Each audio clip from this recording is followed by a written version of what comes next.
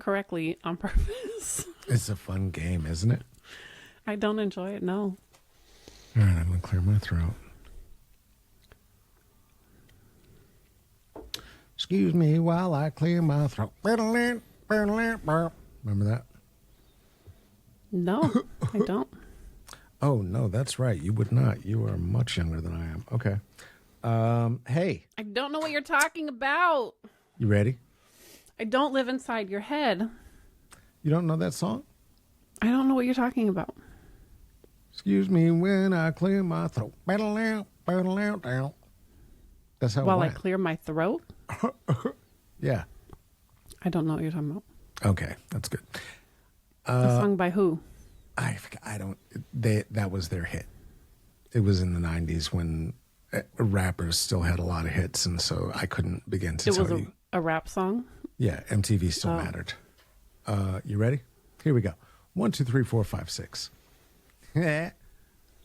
Welcome to Strategy and Solidarity Pod, the podcast, an act of revolutionary defiance and celebration of the things that bring us comfort, solace, and joy. I am Carlos Kareem Wyndham. And I'm Theresa Loken. Carlos. Yes? How's your nervous system doing today? Oh, I like that uptake. That was quickety splickety. I won today. That was quickety splickety. I like that. How's my nervous? My nervous system's doing pretty well, all things considered. I've been, honestly, since the new year, today being the 5th that we're recording this, I have been making sure to take care to begin my days like a functioning adult, which has been quite a treat. So making the bed in the morning, before the day begins, before my shower, after my walk, prayers, coffee, all of this happening before, really before 7:30. It's the sun is starting to come up a little bit earlier. Witnessing that is gorgeous. I got several good mornings from our houseless neighbors, and my coffee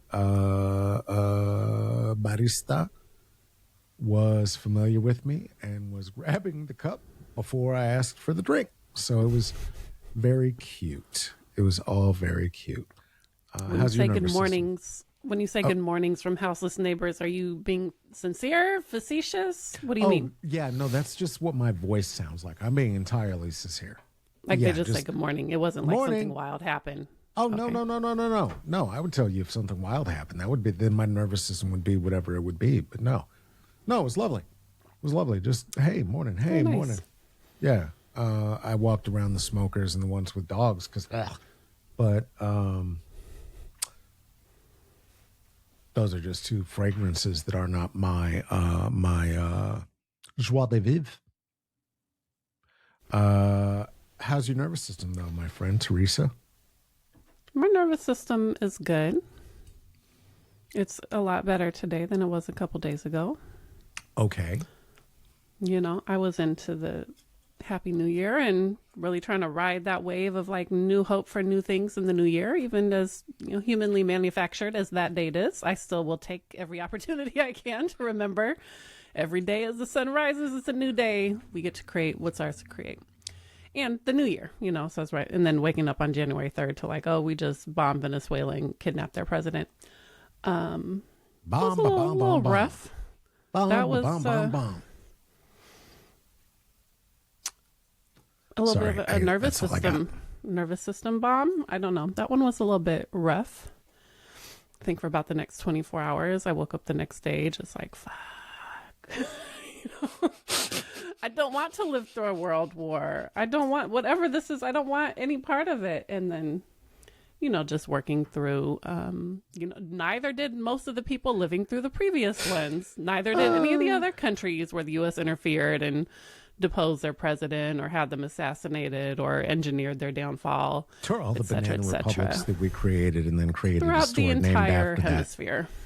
Yay! Right. So, That was fun. just processing I was through alive that. when Banana Republic looked like. Oops, sorry about that. That was a horrible sound. I'll try to cut that. I won't. I was alive when Banana Republics looked like Banana Republics that had been occupied. So they were all very much still jungle You talking themed about with the banana stores? leaves everywhere. I'm talking about the store. They were all jungle themed with banana leaves everywhere, and a literal half of a Jeep blasting through the wall, just Yeah, I kind of remember hanging that. there. You remember that? I do. Yeah. Oh, what a proud For moment. perhaps the folks, if there's anyone any younger than either of us listening to this podcast, do you want to explain to them where the phrase Banana Republic emerged from? That it did not first come in as is it Gap affiliate? Does Gap own them too? Clothing brand, that there's an origin Gap's to the term high-end brand. Banana Republic. That's Gap's high-end brand. Gap's Oakland brand, of course, is Old Navy, or as we used to call it, Old Slavey. Hey, what's up, Oaktown? And the corporation also, of course, owns the young demographic with what is it? So what is it? They have Gap? No. Old Navy is the young demo as well, right? Yes. And then Banana Republic for young business people, right? I have no idea what the prices are now or what But it is the term Banana Republic is not originated around clothing. at all. No, it was a matter of the idea that we wanted to have governments who would do what we said, including having banana farms and part of that was funded by the Kellogg family, in fact, who were doing so because they had been they learned from their workers that they had accidentally been making cornflakes, and so then they started pouring milk over that because it was really just chips, right? And so then they didn't salt them, poured milk over that. That was breakfast, and then Kellogg saw that and was like, hey, if we feed bland sorry about the mic again, if we feed bland farm feed to white people, they won't get excited, and then they won't want to do it with black people. And so he invested, and his family invested heavily in funding government takeovers in at least 3 countries, I believe. I don't know all of them. So that we could have bananas with our cornflakes to So make that them a we- little bit more palatable. Well, and they're not even nays, as it were. That is not what bananas taste like, what we taste. This is a new thing that was created in the 50s and 60s and has nothing to do with what bananas are. Sunkist followed suit. This is why there's not an Amazon forest anymore, because Sunkist decided to grow oranges there. And then beef came after that. So this is all interwoven, sadly. And now it seems like we are beginning another world war by kidnapping presidents and their wives because they hurt Trump's feelings. So fun. Mm-hmm. Oh, gosh. Yeah. Well, there's two things that have helped me. If you want to hear what they are, I'll share. I would love to hear what they are. Maybe three. And one, as I said, is one is Tell me just, four. I think I talked about this last time. I'll start with three. It's just the scoping in and out of history and being like, there was a whole lot of ordinary, regular people who were not excited to live through a world war. There's a whole lot of ordinary, regular people not looking to be kidnapped and enslaved for generations. You know, there's a whole lot of people that got wrapped up in horrific things over the course of human history that were not of their choosing, not of their fault, and yet they figured out how to survive for us to be here today. And so finding not solace, maybe strength. Part of it is just like accepting that there appears to be some essential nature of life on Earth that comes with a level of suffering involved, and In kidnapping? I don't know, figure out how to get through it. Kidnapping part of that? I mean, there's how many years on Earth have we gone without a war in recorded history? Very few. Yeah, no, Been a you're lot right. of kidnapping across times and places and cultures. Kidnapping is not a thing people have not, it's not like an aberration of human history on any continent, I don't think. Oh, it's not new? I don't think so. Oh, bummer. All right. Trying to make other people do what we want them to do versus trying to figure out how to live in cooperation and acknowledging other people's right to make their own choices. Cooperation. Is I think just kind of part of, if there's a point, the point of what we're here to figure out and to struggle through. So that's one. But the two more specific things, one, it was my youngest child's 11th birthday yesterday. And so I had to go celebrate her and, try to shut down the disaster spin of the brain to not stress her out because she gets a lot of anxiety about these things and try to just help focus on her lovely little life and self and celebrating. And so we did that. And the other one was I randomly came across this podcast in my suggested for you feed. Fela Kuti, Fear No Man. It's produced and narrated by Jad Abumrad of Radiolab Creator Origin. Also quite the music nerd, from what I recall. And I certainly have heard of Fela Kuti, but I didn't know a whole lot of the story. And in all fairness, I'm only 2 episodes in. So they cover impact. They covered part of the origin story. I know things get very weird and wild. I know enough to know things are going to get strange because, he was a human being who was not perfect. And under constant assault by authorities and military juntas and all kinds of things, turned to some wild strategies for survival under attack constantly. They say threw his mother out of a window and she died. They assassinated his mother by throwing her out of a window, broke his arms and legs repeatedly, jailed more than 100 times. That's fun. This stuff is wild. But the story is, it's not inspiring in we can all go change the world tomorrow in some kind of false hope kind of way. But it's I don't know, it feels like the medicine that my soul needed yesterday when I started listening to it. And again, only 2 episodes in, I know it's going to go other places and be very strange. But the first couple episodes of the healing impact of his music for so many people in Africa, in the diaspora around the world. Yeah. And then the origin story of his style of music in Afrobeat, of being absolutely not just one single person's genius, musical genius, though he did have that.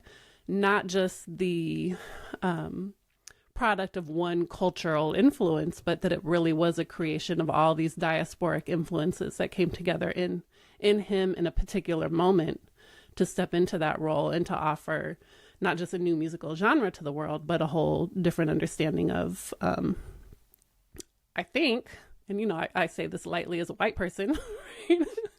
Understanding of Blackness around the world and throughout the diaspora. to look at the story, and it's like he was in London studying music and then getting influences from US jazz musicians, and then went back to Nigeria, and people were like, we don't care about that. I don't know what that US jazz stuff is. We're into like Latin American music. It's why I made up a band name that sound like some fake Spanish words.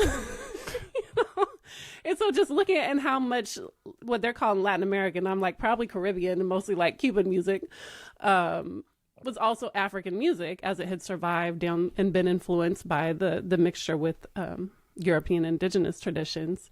And then how the Africans were all looking at Black and Americans for like possibility models, while Black Americans were all about going back to Africa and trying to find traditional roots. And then they get there and they find a lot of missionaries, very, very deep in Christianity and colonization.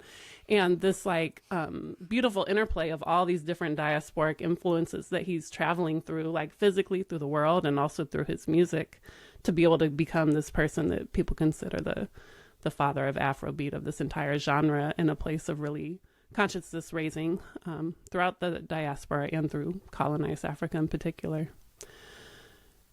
Yeah. So to me, the other thing about that story is just like, this was not a plan. He didn't have a plan. It wasn't a strategic plan for here's how I'm gonna evolve this new musical genre in the next 15 years.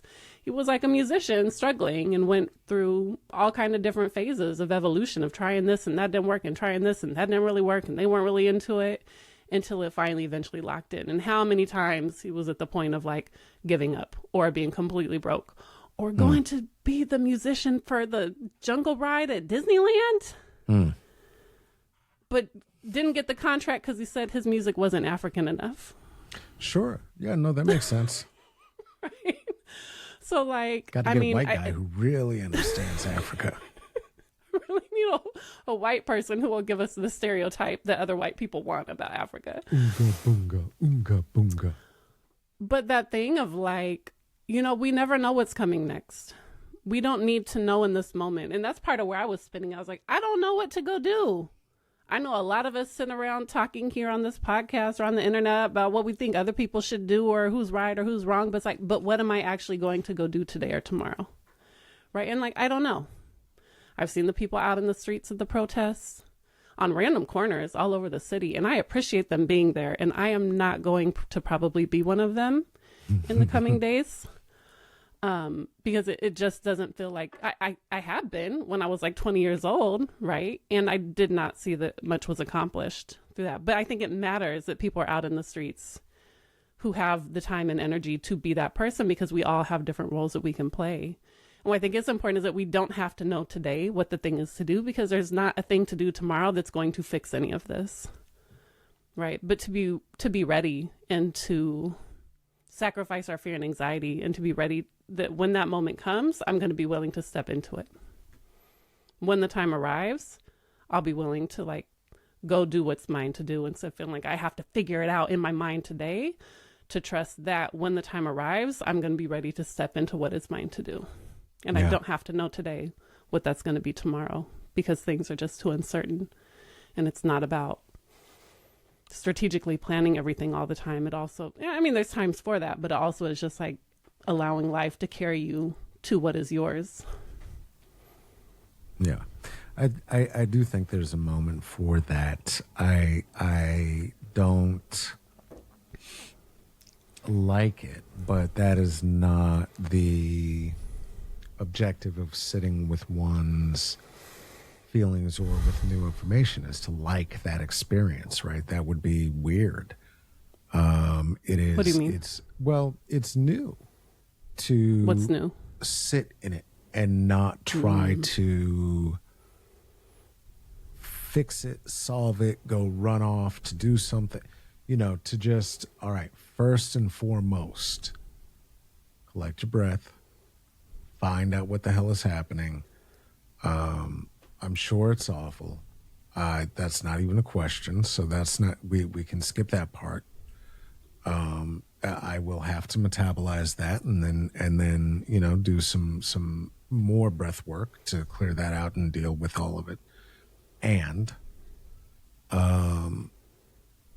starting with that, right? Like that being the very first thing rushing toward that at this point completely outmoded 24-hour CNN news cycle that we know does not provide information, and certainly under this administration does not provide accurate information. I was watching and paying attention to, in preparation for our conversation, some of the international responses, right? And I was very much excited to talk about what I had seen in terms of citizens of France and Italy burning U.S. flags and this, that, and the third. And of course, France is doing that. They love to do that. That's their thing. That's their jam. But as I moved more deeply, right, and got off of the 30-second soundbite news cycle, which was, the illegitimate stepchild of the 24-hour news cycle, the instant hot take, I was looking at, in particular, the way that the current president of Barbados, is talking about what's happening right now, right? And what they are saying, because they're being asked point blank, right? Where do you stand? What do we do? Bop, bop, bop, bop, bop. And their answer is like, look, we are a small country, and small countries are going to feel the brunt of the decisions that are happening at the largest scale, right? And so what does that mean when talking about Barbados? Well, it means like understanding where it is proximate to Venezuela to begin, which is something that U.S. citizens, God bless us, we know, that ain't us. We don't know where nothing is. Take away GPS, most U.S. citizens can't find, the grocery store near them. But all of the Caribbean islands are going to continue to be deeply impacted by this kind of action, and this kind of authoritarian kidnapping of a sovereign president and the fallout therein, right? Because the sleazebag president has not thought through what the hell this means globally, like at all. The other people, so anyway, he does not care. No. And so what He just wants what he wants. He wants what he wants. So what was being said was, listen, we are going to ask for folks to be calm for right now. I know that feels near impossible. I have seen the people in the streets. I understand. Who said this? This is the president of Barbados. Okay. Then said also, officially, we of the Caribbean nations do not at this point have anything to say about what is happening because we do not know enough. There has not been proof of life offered. They're talking about some sort of kangaroo trial that we've seen no evidence thereof. We've seen no evidence. There was an arraignment this morning. He appeared at an arraignment this morning at the federal courthouse in New York City. All right, so this was would have been at early Before evening then. their time, so pre 5 a.m. our time. Don't know what the differential was or who was first or last or what have you. But this not I'm not Before talking about Barbados now. Now I'm talking about all the way over across the sea. So Barbados was still in that place of like, okay, so this is going to impact everybody around here. And the reason it's going to impact everybody around here, and this is why I was talking about the across the sea piece of it, is that dipshit neglected to understand what he was doing prior to the time of doing it, and that the main recipient of the exported oil, while it certainly will impact China and Iran, and that's going to maybe be a wonderful smokescreen, is Russia.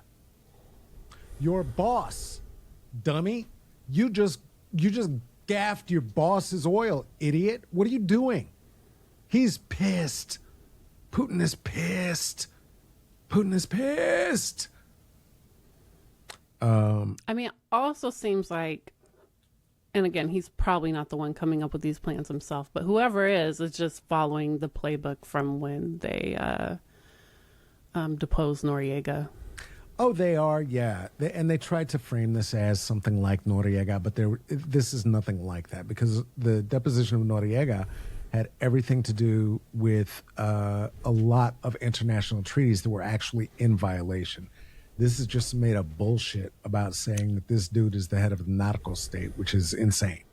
It's almost exactly what they did with Noriega as well. And they had like 20 narcos who had never met him testify that he was involved, when there's basically zero evidence he was actually involved in the trumped up charges. Absolutely. The H.W. And that Bush. was our boy. That was our boy. Right? That's why he was not cooperating. He wasn't behaving. He wasn't behaving. He wasn't doing what we cooperating, wanted him to do. Right? Maduro was never our boy. Doesn't like us, never did. We're not his jam. Okay? So there is a distinction there. So it's not as though... But the strategy of pretend he's a narco traficante. Yeah, the propaganda. And then arrest him. Like, that strategy is very, very similar. It doesn't matter that the context is different. The strategy they're using is almost the exact same playbook. Absolutely. Yeah, absolutely. And they're trying to justify that in the propaganda as well. They're trying to propagandize that in the same way, though, because, again... They are Nimrods. They didn't do any of the run up, and they didn't do any of the propaganda. They killed 30 fishermen and went, okay, I think we're good. And that was they did do that. They had people jump off helicopters into that building in Chicago and talk about those were Venezuelan gang members. When did they do that? They've been sending in Chicago, where they had all the people jump off the Black Hawk helicopters, run through an entire dilapidated tenement building, and drag women and children out of their houses in the middle of the night, and then talk about they were Venezuelan gang members. When they were doing that same thing in Aurora. They were saying they were both. First, they were MS-13, and then they were trained Venezuelan gang members after that. Yeah. I mean, there were any Venezuelan with a tattoo that said, "I love you, Mom." They're like, "You're a gang member because you got a tattoo." I mean, they've been on some anti-Venezuela stuff this whole time. Has it been sophisticated or well done or convincing to most of us who are not MAGAs? No, not at all. But they certainly have been doing some level of propagandizing. Again, not well, but they've been trying. They had a colonel to lie to us. I miss having a high-ranking official talking about yellow cake and Colin Powell. Yeah, let's take some time. Let's do a nice slow run-up. Warm this thing up. You know what I mean? Like a little foreplay. Get it ready for me. This is not... It's too fast. I don't like it. You felt better when we had that nice run-up about weapons of mass destruction to justify the war in Iraq? You know what I mean? That felt better? Like it gave me so much more time to plan, to react, to think it through, to engage. Like, it was very different than just like boom, boom, boom. Yeah. What did it give you time to plan and engage and do?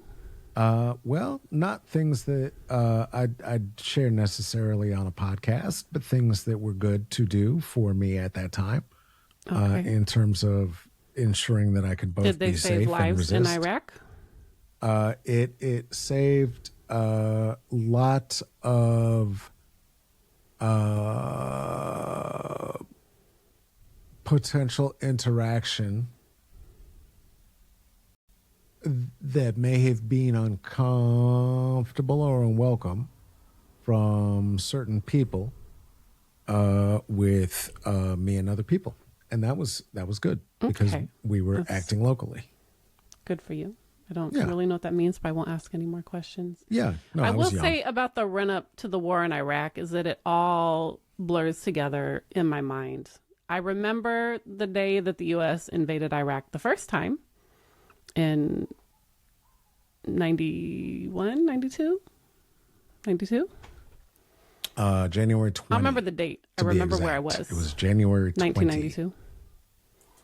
I remember that because it was on Martin Luther King's MLK Day that they decided to do that, which also happens to be my younger brother's birthday. So that was I remember it quite clearly. I was at the Boys and Girls Club. That's what I remember when the war was declared and we saw the first reports of the bombings coming in. I remember that one. I remember exactly where I was on 9/11. I will now remember where I was the day we bombed Venezuela. I do not remember where I was or what was happening exactly when we started bombing Iraq the second time, because from 9/11 until then, it had all just been a run up of just horrific things, again, happening almost every day with very little pushback with the Patriot Act and all the things. And everyone just, after 9/11, wanting vengeance and wanting an excuse to go and beat someone up. This would be our frustration aggression model of conflict, of if you can't get to the people who actually caused you pain, then just beat up whoever is most accessible to you. And again, it feels like that's, again, part of the psychology of what's happening now, especially if, and I don't keep up with that many of them, but if, and I'm sure they are, MAGA type folks are feeling, satisfied or justified in seeing the U.S. assert its power internationally and take out a bad guy. Even though they've never been to Venezuela and have no understanding of the full politics of the situation, but just want the visceral, vicarious satisfaction of seeing someone get beat up, like in an action movie.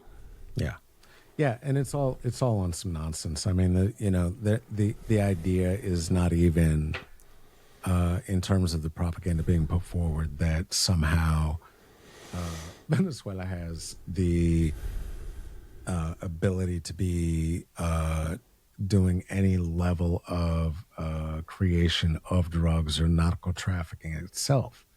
It was that they were letting them go through.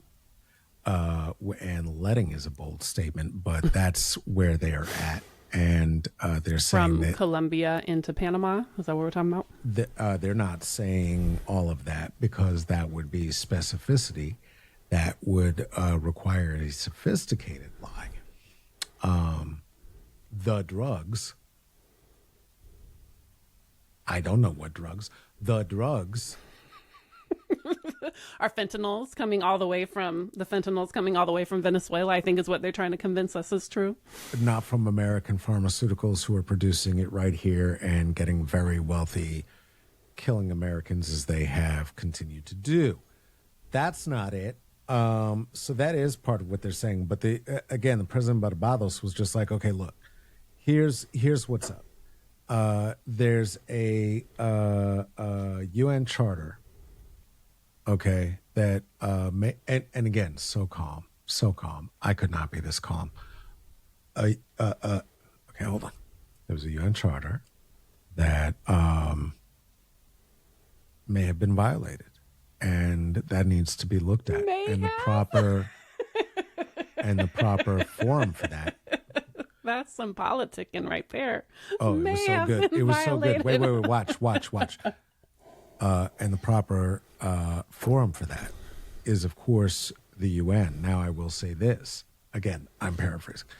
I am very surprised that the UN Security Council has not already been called. And should have been called the moment that there was even an assertion that this was happening. But it must be taken forward in the proper places We are not in a position to do that now. So right now, what you should know is this. I said again, those who will suffer the wrath of what is happening at the discretion of the largest countries is going to be the smallest countries. We're not even saying that we are the smallest country. We are not. I am telling you what the concern is right now, in particular while the social fabric is being shattered. And Because if we could so-called take over Venezuela, nothing's going to stop us from taking whatever Caribbean island we want. oh, there's so many more that they want to take over, but we can talk about that in a second after we take a little break. By the way, the song that is the interstitial music, and of course we're going to thank again at the end, whatever, Amani. I was chatting virtually, textually with our good friend, and they were sharing that they're very much looking forward to being back and to being back in the fold, and that many new parents was completely shocked and overwhelmed to find out How much work it takes to keep a baby alive. and how tired it will make you. So, parents who are listening to this, and this is your adult contact in the world, hey, we get it. We understand. We've been there, and we will come back for some more adult contact after this quick break.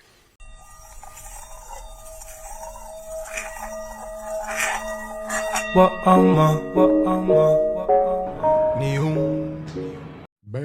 Area. What it is, what's going on? It is Carlos, me. Not a surprise if you're listening or watching this. I am going back to the Bay, and I would love to see you there. Right now, it is SF Sketch Fest, and I'm going to be a part of it for the first time ever on January 29th. That is a Thursday. And on Friday, January 30th, I will be at the Lost Church, part of the stand-up showcase. Hey, you know Becky Brownstein. Come on, you want to see Becky. Your buddy Renku Daw is going to be there. JT Singh, sure, yeah, absolutely. And that's going to be 7:30 Thursday night. Friday night, you're going to be able to see Timmy Booth. Once again, you're going to be able to see Becky. You're going to be able to see Ren. You're going to be able to see Zorba Javon Hughes, Angel Jin, Connor Longsdale, myself, and Christoph Zach Danek, I believe is the pronunciation. It might be wrong. Let's find out together. Where? Well, once again, that's going to be at the Lost Church. Tickets are available at SF Sketch Fest. This is the 23rd SF Sketch Fest, and tickets will also be available in the link in the description of the very podcast to which you are listening and or watching right now. Hope to see you there. SF Sketch Fest. It's going to be real funny because that's my job. Hey, welcome back. Hey. Oh, boy. Boy, oh, boy, oh, boy. It is wonderful to be back. So, yeah, the call for the Security Council was an insistence being held by the president Barbados. And as you said, Honduras has also recognized that they could easily be invaded. Colombia was asking if you can go ahead and just kidnap the president from here. How is it that Netanyahu was able to be on American soil and is walking around free? How were you two spending New Year's Eve together? And then 2 days later, this thing that he and you wanted happened. How is that? what happened there. They don't care. We gotta stop asking questions we know the answers to. They do not care about law or order or group agreements. They're gonna do it and trying to hold them accountable to them. The other presidents, without any actual teeth not or my authority. Position. It's not my position. I know, but like people keep like on social media and whatever, like, how come this and not that? They don't care. There is no integrity. There is no coherence in anything they say or do. They care about winning, and they will say or do anything that helps them feel like they are winning.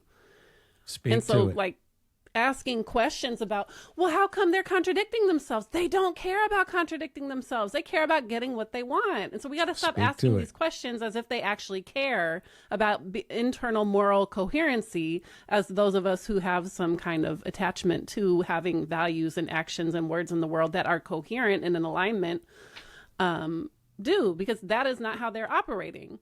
So I feel like we have to stop asking those questions. They do not care. They don't care.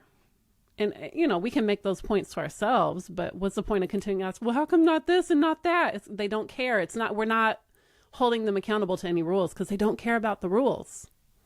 Right. Well, and so we're going back to the strongman era of like whoever can enforce their will gets their way. Yeah. Because we've let Putin get away with that in Ukraine. And now if Trump gets away with this in Venezuela, it's going to be a very dark decade at a minimum. Yeah, if we go back to even the other fascists right now are not cheerleading this on because they watched it and went, but that's not how we do it. And so even his girl in Italy is like, yeah, we're monitoring the situation, we're watching. Dude, you are in trouble when your international homeboys are like, what the fuck are you doing? What the fuck are you doing? Because the president You're of Venezuela, dancing, for anyone listening and not I'm doing the Trump watching dance. The video I'm doing the feed. Trump dance. Oh, I'm doing it. Is that what that is? YMCA. I'm not gay at all. YMCA. Just insane. Just an insane rift. I mean, here's the thing. I would love to see him and his wife and his children. She's probably an abused person, but she seems pretty evil also. I would love to see them evil. all. She's volunteered. Behind there may bars have been somewhere. a point, but she's in. I would love to see them all behind bars. I would love for Russia to come and like reclaim their agents and throw them in a gulag somewhere. I would be really happy with that after he's no longer the unfortunately sitting president of the United States, even given how illegitimate I believe his administration is, given the horrors that he is accomplishing. You don't go snatch the president of another country. Okay, but if they do that, can that's they take how we Barron start world too? wars. Because that is a creepy kid. They all see. I haven't seen pictures. Is he still a kid? He's probably an adult by now. He's 6'9". That's right. Weird. They gave it's weird. Gave him he some looks growth weird. He's hormones already or something. going bald. He's like 15 or something. I don't know. I don't care. I don't need to talk about what these people look like because they do things that are horrible enough that we can just focus on how terrible they are based on their actions, regardless of their appearance. I would love for them to all be sitting behind bars somewhere. Russia can have them all, but you don't go snatch the president of another country because that's how we start world wars. Yeah. Now, has the U.S. have a history of absolutely doing this? Is it some aberration in Trump's regime? No. I wish it was. Absolutely not. You look at pretty much every country in Latin America and see a time where we tried to depose, assassinate, or otherwise engineer the downfall of their sitting president or administration if they were not complying with everything the U.S. was demanding of them. Yeah. I just wish this were that complex. I really do. I wish it were about oil. I wish it were about geopolitical anything. I wish it were about anything except for a stupid fucking dance and the fact that this jackass bag of goo was humiliated. Oh, Maduro did the Trump dance publicly, making fun of him and making them play YMCA when Trump he was has a coming out. dance. I don't know what you're talking about. Trump has a Yeah, no, dance. yeah, that little jack off dance I was doing is his signature He dance. dances. Oh my I can't God. believe. I don't like. He doesn't have a soul. Can you dance without a soul? Okay, and we're going to drop a clip of that right here. Please do. And yeah, so that's what that looks like. You're gonna pause, and I could go watch it real quick. Okay, let's pause. You watch it, and then we'll give it to people as well. Hold on. Oh wait, we can't pause because we're in the big feed. So Can't we hit pause and restart, or does it stop the whole recording? it'll stop the whole recording. But do look because Okay. I Do you want gave to the cue. write down the timestamp? I got it. I have my little Oh, sheet. he danced to YMCA at his rallies. Yeah, Like watch I really watch do his not little pay dance. attention to him. This can be a live reaction for the people in the feed. Oh wait, Okay. I lost it. Where'd it go? So bring that up, and then bring up the Maduro dance as well, and then you can look at them each and do the reaction. Okay, do you see? All right, okay, we're back. Okay, so do you see that sexy That's dance? not dancing. Oh no, what is that? Isn't that hot? It's the double jack off. Get it on me, mommy. Get it on me.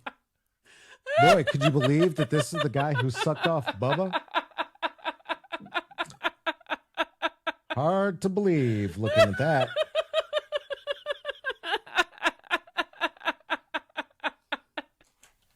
And the one surviving village person insists Why would you play YMCA at your mega rallies? that 'Cause it's they're not all- a gay song. These are all repressed gay men. The one surviving village person insists that it is not a gay anthem about bathhouse sex. What's it about? It's about the last village person getting paid abundantly so that Trump could use his favorite song at the rallies. That's what That it's makes about. sense. My kids went to YMCA daycare and they enjoyed singing it because it was like, "Hey, daycare," and so it wasn't. They didn't know the history of the Yeah, village no, people. the associations never Oh my ever God, that's not a tracked for dance. children. First of all, number one, that's not a dance. You can't call that. No, it's not even that much. There's not that much in it. You're putting way too much flavor into what was just happening there. It was like this. Okay. You look like okay, a wait, doll, wait, wait. like a mechanized So- doll. so mira, mira. You're putting too much flavor in there. Better. Look at Maduro. Look at So that what was did hilarious. That was Maduro make? correct. You think he I can't- bombed I him and can't- kidnapped him for making fun of his dance moves? Oh, absolutely. Look at the Maduro dance. Look at the Maduro dance. This and is we'll put the that first right- I've. And we'll put that right here. Okay, now live react. Give it to us. He could Have you do found better it? in his country and the world. No, he's a whore. I'm not. Listen, I Could he? am I don't not know if he here to could. say one president is better than another He president. definitely doesn't want to. Look at the Maduro dance. Look at Yeah. Maduro dancing as Trump. That broke his fucking brain. This is the one president who has in his face, very close to his borders, been like, hey, how about this? Fuck you, bud. Maduro salsa dancing. He's trying. No. Find him doing the Trump dance. Say Maduro Okay, I'm Trump getting there. dance. Right now, I see him salsa dancing. No. That's real dancing. That's good dancing. No. Okay, he's actually dancing. This qualified. I mean, it's still a little bit stiff because, but he's actually dancing. He's on beat. He Is looked he like showing- he could have sang coro in like a salsa band at some point in life. Is he showing the jerk off? Is he doing the jerk off yet? I don't see him doing that dance yet. I see him actually dancing. All right. Well, you enjoy that. Hold on, I gotta find the clip. All right. Find This the is like clip. a clip. Now Okay, we're here's all one in of a him rabbit actually. hole Okay. with Theresa. What's it look like?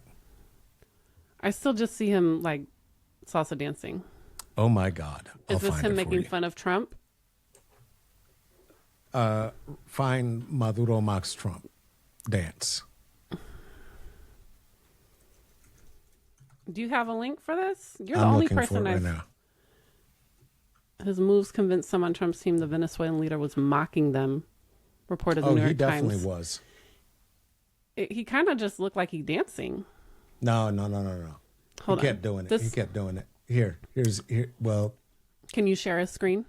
The ones I see just see. no, I cannot. I see These are him all doing a full thing, but he YouTubes. like getting down like this. That's not the same as.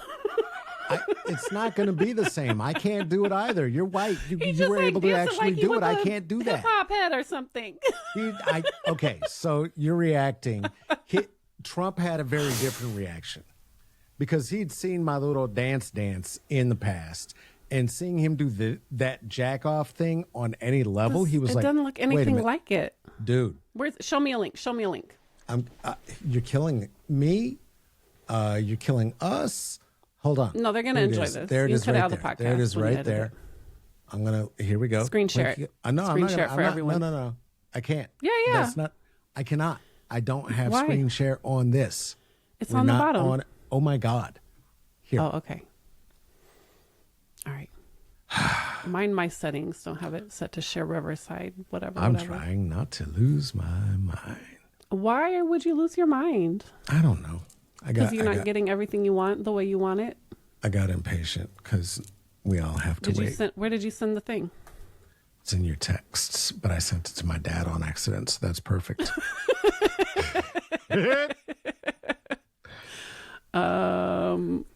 There you go. I see him dancing, but that doesn't look like it has anything to do with. He just looked like he's enjoying his life.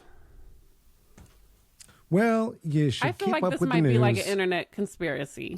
You should keep up with the news. It was openly spoken to by him. He shit talked. He made fun of him. He danced to a remix of his own slogans, which is also weird. He's not less weird. Peace forever. He's not less weird. Presidents are not good people. That's like saying this celebrity is weirder than that celebrity. That's goofy. They're all pieces of not good human anymore Okay. because celebrity breaks people. All right, here's what I'm gonna say. Presidents I or see celebrities. nothing that looks like he is actually mocking Okay. Trump. I just so see anyway, him actually that's dancing. what it is. But Trump thinks that he was being mocked. Yes. Very, And there's very reports of Trump saying that vigorously was so. him mocking me. Oh my God. Yes. Interesting. Yes. You don't watch the news. Why don't you believe me about I things? do. I have engaged with news and media around this one. This is the first report I've seen of this being about being insulted by Maduro dancing better than him. Oh, yeah. I've seen everyone Not else dancing talking about better, mocking Trump for being a dipshit and not Yes. being able to dance at all. Yes. Yeah, after that had become his big thing, like laughing, giggling, wearing a red hat, having his little Because army people hat wear red hats. turned red. Yeah, they're goofing on him. They're good. I mean, that's the best they can do. They can't be rhythmless, but they're trying. That's their attempt at rhythmless. Look, I have never been to Venezuela. I am not deeply immersed in a Venezuelan community. So I reserve my opinions about Venezuela. Do I have them? Yes, because I have opinions like any human. My Human rights opinions are good and thoughts. rights. Human rights My are good rights. Let's opinions- be clear. Human rights Human rights are good rights. are good And, rights. Presidents suck. That's not news. Yes. Governments tend to be oppressive. They're And, not. They're not. They don't give lollipops out. What I will say is that the thoughts and opinions I do have about Venezuela tend to have a bit more nuance and information behind them than the vast majority of Americans. And I'll be honest about where those come from. I am not an expert, right? And I'm not going to override what Venezuelans who are actually living through this in Venezuela in particular, and the folks who are abroad and have had to flee the country to try to survive or help their families survive. Like, I'm not going to override the reality of that experience. How about And for Comandante Marcos? Can we override Comandante Marcos now that he's in charge of Venezuela? And he was are you just talking about Marco Rubio? yeah, and he was all I mean, I blown don't out of think he's his in charge skull. of Venezuela. Well, I mean, I he's don't. told he was. He's not, but he was just Yeah, on TV on cocaine the other day, and it was very embarrassing. And definitely we can override him because I don't really listen to anything he has to say. I don't find him to be a credible source or a useful person to listen to. oh, the cokehead liar, you don't find him credible? Huh? Here is where and I recognize where my biases lie, but they do give me a different perspective. My biases about Venezuela lie from having been studying at the University of Havana in 2004. Now, 2004, Venezuela had recovered from the first attempted U.S.-backed coup to oust Chavez, and oil prices were at a record high, and they were rolling in dough, pissing off a lot of middle-class people and a lot of wealthy people in their own country who were backed by U.S. interests to start blockading highways and shutting down shipping routes and sabotaging oil infrastructure, et cetera, to try to take down the regime that was, by all accounts that I trust at the time, dumping money into mitigating poverty and hunger and illiteracy and poor health outcomes all over the rural parts of the country and poor parts of the country in particular. And I saw firsthand in Cuba the cooperation that was happening there, that the money and the oil and the support that Venezuela was pouring into Cuba was helping to finally lift Cuba out of the special period that they fell into after the fall of the Soviet Union, when they lost that patron state as a proxy for the Soviet Union, fending off imperialism from the U.S. And how many times Cuba's entire history is the U.S. trying to figure out how to manipulate and control. And before the Cuban Revolution, very, very successfully. Like 70% of all arable land in Cuba was owned by foreign interests, most of them U.S., mostly sugarcane companies, as well as other things, right? And so in 2004, as I was a young American wannabe revolutionary, wannabe Marxist, really wanting to believe in the Cuban Revolution, saw busloads of Venezuelans everywhere in Cuba. They were just shipping in Venezuelans by the busload to be educated, to learn about the Cuban Revolution, to learn about their social programs, to go to medical school, to learn how to run medical clinics, to learn how to do all these things. And they were shipping tons of Cubans over to Venezuela to run health clinics, to provide social programming and literacy campaigns. And we know a bunch of people in Cuba from my ex-husband's friends and family members who, went and did their stints and earned salaries abroad going to support the work that was being done to support the Venezuelan people, all while the U.S. was spewing lots of propaganda about Chavez and their revolution, to the U.S. and mainstream sources. So we saw what the intention and the belief there was, what the hopes and possibility were in both of those models. And then you see the devastation that both countries are living in today, largely as a result of U.S. sanctions and interference. What Cuba could be, what Venezuela could have been.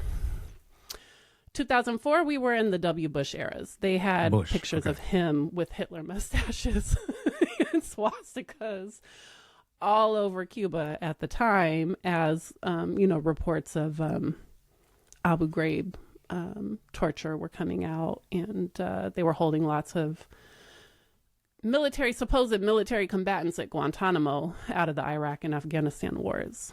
So all of that was happening at the time. So it was a really interesting time to be a young student in Cuba. And then I also saw the impact of being a young white American in particular. And I'll say it's Americans of many colors can fall into this American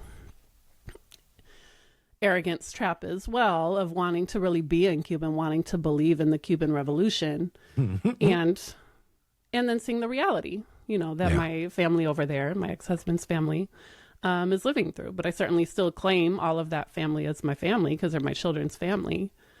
And so it's one thing to sit here and believe in what the Cuban Revolution could have been without U.S. interference. And then there's just a reality of my family don't have enough food to eat over there right now. Everything's collapsing and falling apart. The lights are off every day. The whole entire country's electrical grid collapsed. So I can only extrapolate from that experience into what likely has been happening from what I've heard about Venezuela. So I'm not going to speak on Venezuela because I don't know. I do know as much as I would like to see Trump and his, entourage behind bars, I would not like to see Russia or China invade our country and kidnap him, as much as I despise him. So we should maybe not be kidnapping the leaders of foreign countries just because we don't like what they're doing.